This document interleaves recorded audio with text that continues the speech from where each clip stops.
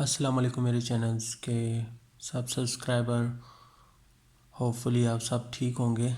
आज हम लोग जो इस वीडियो बनाने का मकसद है वो हम लोग ये देखेंगे कि 3 फेज़ मोटर के अंदर किस तरह से आप उसका करंट जो है वो कैलकुलेट कर सकते हैं। बेसिकली जो 3 फेज़ मोटर है उसको डायरेक्टली आप नहीं चला सकते। उसको चलाने के लिए आपको कुछ टूल्स और इक्विपमेंट रिक्वायर्ड होता है। जिस तरह आपको उसको चलाने के लिए कॉन्टेक्टर या रिलेज या डिफरेंट पैनल कॉन्फ़िगरेशन रिक्वायर्ड होती है। तो उसके कंपोनेंट परचेज़ करने के लिए आपको सबसे पहले आपको ये मालूम होना चाहिए कि वो मोटर जो है वो कितना करंट ड्रॉ करेगी। उस करंट की बेस के ऊपर ही आप ये डिसाइड कर सकते हैं कि इसको हम लोगों ने कौन कौन से कंपोनेंट लगाने हैं। तो जिस तरह से आप वीडियो के अंदर देख सकते हैं कि आपके सामने एक 3 फेज़ मोटर का जो कवर फ़ोटो है वो इसके ऊपर गिवन है।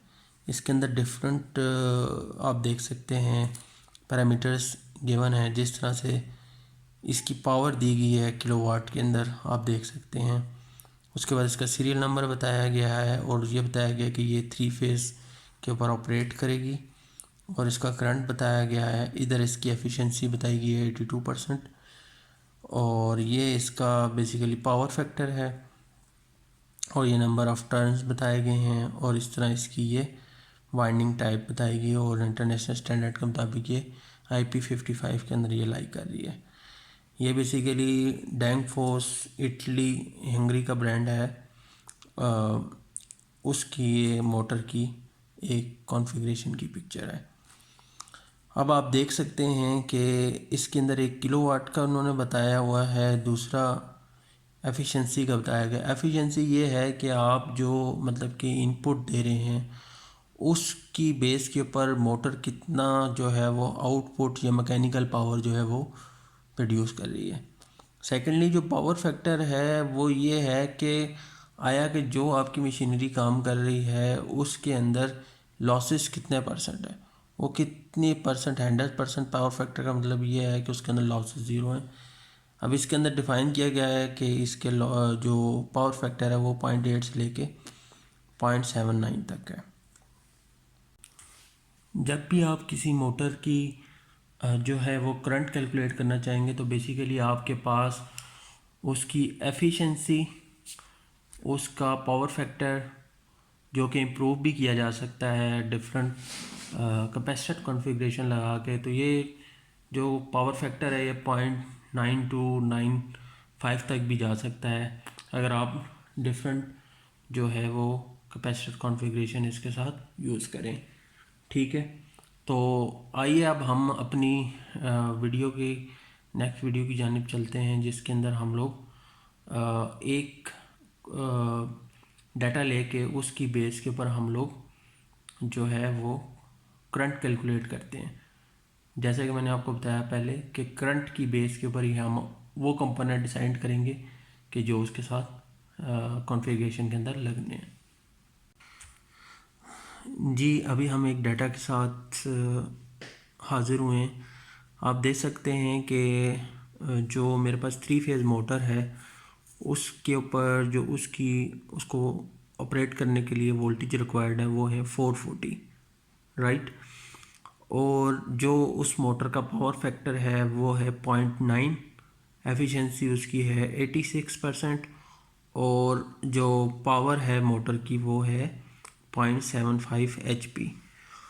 और इसकी बेस के ऊपर हमने इसका करंट जो है वो कैलकुलेट करना है, राइट।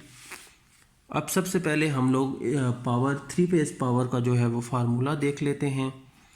3 फेज़ पावर का फार्मूला है P is equal to B, मतलब कि voltage into current multiply by cos of theta multiply by efficiency.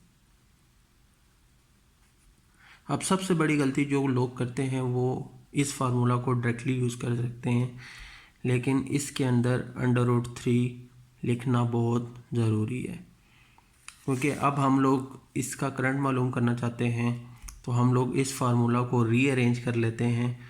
तो I इज़ इक्वल टू हो जाएगा P divided by √3 multiply by voltage multiply by cos phi multiply by efficiency, right. अब इस calculation के अंदर जो एक और इम्पॉर्टेंट बात है वो ये है कि हमें जो पावर दी गई है वो आप देख सकते हैं कि HP के अंदर दी गई है। हम लोगों ने इस पावर को कन्वर्ट करना है वाट के अंदर, क्योंकि ये जो पावर 3 फेज़ फार्मूला जो यूज़ हुआ है ये पावर उन्होंने वाट में होती है। तो सबसे पहले जो हम काम करेंगे वो हम करेंगे HP टू वाट, राइट। जैसे आप सबको पता है कि 1 HP is equal to 746 watt, then 5 HP will be 7.5 HP will be 7.5 multiplied by 746। इसको हम लोग इस पे कैलकुलेट कर लेते हैं। 746 मल्टीप्लाई बाय 7.5। तो जैसे कि आप देख सकते हैं ये आ गया 5595 वाट, राइट। ये हमारे पास पावर आ गई वाट के अंदर। अब हम लोग इस इक्वेशन के अंदर इस वैल्यू को पुट कर देते हैं। तो ये इक्वेशन आ जाएगी हमारी I is equal to power आपने जो कैलकुलेट की है वो इधर लिख देंगे 5595 divided by √3 multiply by voltage आपको गिवन है जो कि हैं 440 volt multiply by cos phi की वैल्यू आपको पावर फैक्टर दिया गया 0.9 और एफिशिएंसी आपको बताई है 86%, जो कि इफ हम लोग इसको कन्वर्ट करेंगे नंबर के अंदर तो ये आ जाएगी 0.86।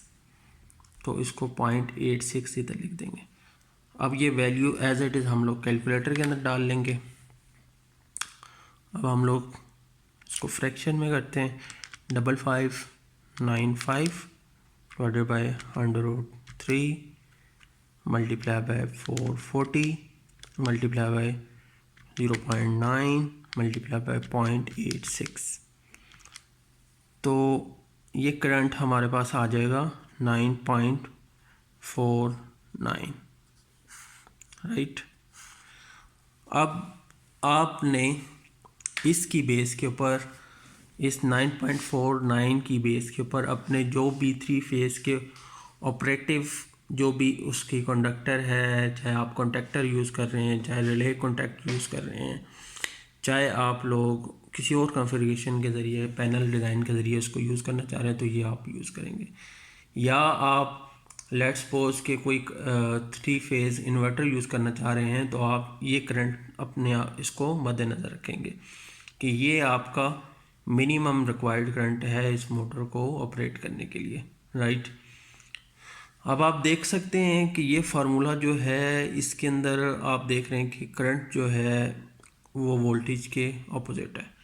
अगर वोल्टेज ज़्यादा कर देंगे हम लोग 440 से, तो 440 से जैसे वोल्टेज ज़्यादा होंगे तो करंट कम हो जाएगा। अगर एफिशिएंसी हम लोग इम्प्रूव करें 0.86 से, मतलब कि बेटर जो है वो कॉपर वायर 100% जो है वो यूज़ करें, तो ये जो है एफिशिएंसी ये भी ऊपर जा सकती है। और पावर फैक्टर को इम्प्रूव किया जा सकता है कि जब आप इसकी अच्छे से कपलिंग करें। तो ये इसके बारे में कुछ इम्पोर्टेंट बातें थी। होपफुली आपको इस चीज़ की अंडरस्टैंडिंग होगी। अगर फिर भी 3 फेज़ पावर की कैलकुलेशन के रिलेटेड कोई भी आपका क्वेश्चन है तो आप कमेंट बॉक्स में बताएं। और जज़ाकल्लाह, वीडियो देखने के लिए बहुत शुक्रिया।